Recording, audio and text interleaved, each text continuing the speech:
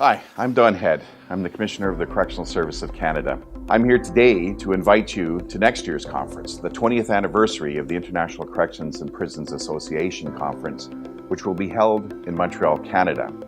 I'm inviting you all to Canada, the home of lacrosse, hockey, basketball, and in Montreal, the home of tubeless tires and snowblowers. So a lot of firsts in Canada and in Montreal.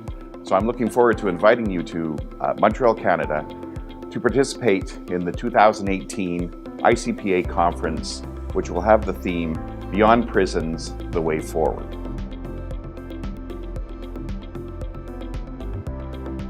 The Correctional Service of Canada, or CSC, is responsible for administering sentences of 2 years or more. We manage over 14,000 offenders in our 43 institutions across the country. Most federal offenders in Canada will one day be released to the community. Upon release, they must follow certain conditions and are supervised by parole officers. When it comes to community corrections, we focus on three main priorities: job skills, housing, and mental health. On any given day, we manage over 8,000 offenders in the community. Our research shows that offenders are more likely to become law-abiding citizens if they participate in gradual, supervised release. Upon release, most offenders will live in a community residential facility, which acts as a bridge between the institution and the community, promoting the successful reintegration of offenders. An offender will also be assigned to one of CSC's 700 community parole officers. Parole officers support and assist offenders as they transition to life in the community. But the process of preparing an offender for reintegration starts long before they are paroled. CSC provides employment and employability skills training to offenders during incarceration, with the goal of ensuring that offenders have the skills and training needed to obtain and maintain employment when they return to the community. This is done through on-the-job and third-party certified vocational training. We operate over 110 employment training shops in our institutions and 3 shops in the community.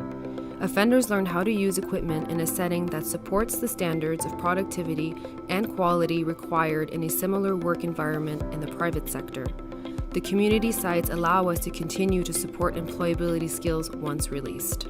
Through this program, CSC can sell products and services, with all generated revenues funding the program. Last year, over 3,900 offenders earned more than 2.4 million hours of on-the-job training. When it comes to women's corrections, CSC's approach is founded on the principles of empowerment, meaningful choices, respect and dignity, supportive environments, and shared responsibility. CSC operates 6 women's institutions across the country, including an Aboriginal healing lodge. Depending on security level, women offenders could live in housing units with communal living areas, structured living environments where they can receive specialized mental health care, or secure units where high-level intervention and supervision are provided. Nearly 50% of the women under our jurisdiction are supervised in the community. We have a number of units that use a team-based, gender-sensitive approach to achieve effective supervision.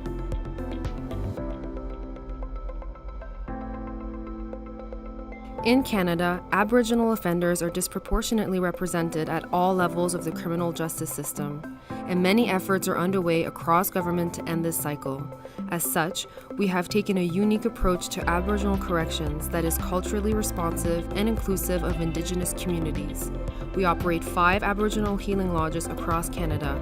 These institutions are based on Aboriginal values, traditions, and beliefs to design services and programs for offenders. We work with elders and Aboriginal communities on an ongoing basis to create a holistic and spiritual approach to corrections. As you've seen in this video, there is a lot of opportunities for us to continue to work on the continuum of care of offenders moving from inside institutions out into the community. This conference in 2018 will be an opportunity for us to expand on those practices and ideas that are brought forward by colleagues from all over the world, and for us to look at how we can improve the way we provide services to offenders, but also to make communities safe. I look forward to all of you joining us in Montreal, Canada, in October of 2018 at the International Corrections and Prisons Association Conference, Beyond Prisons, The Way Forward. Thank you and good luck.